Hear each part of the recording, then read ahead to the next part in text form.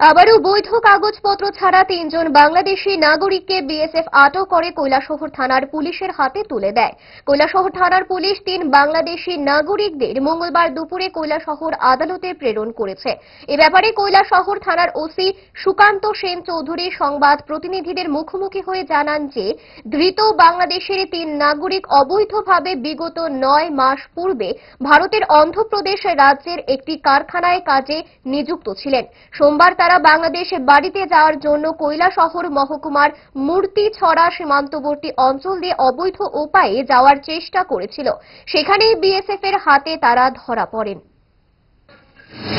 কিছুক্ষণ আগে BSF 199 BSF যেটা মূর্তিছড়াতে বিএসএফ ক্যাম্প, ওনারা গতকালকে বিকালবেলায় স্পেশাল ইনফরমেশনের ভিত্তিতে বর্ডারে ওনারা অ্যাম্বুশ পেতেছিলেন। অ্যাম্বুশের মাধ্যমে ওনারা ৩ জন লোককে ডিটেন করেছেন। ওনারা প্রত্যেকেই বাংলাদেশি। ওনাদের কাছে কোনো রকমের পাসপোর্ট নেই। ওনাদের একজনের নাম রাহানুর রহমান, দ্বিতীয় জনের নাম জাহাদ আহমেদ, তৃতীয় জন রোমান আহমেদ।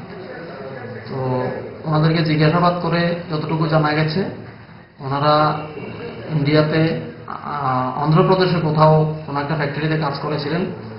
কাজ করে ৯ মাস পরে ওনারা বাড়ি ফেরার সময় গতকালকে ধরা পড়েছিল।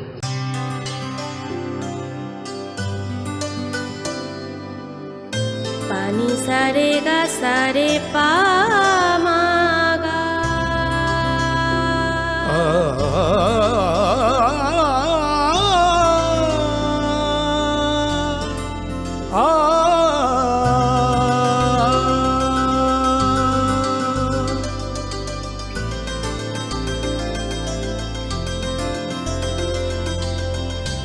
স্বর্ণকমল জুয়েলার্স, আপনার চেয়ে আপন।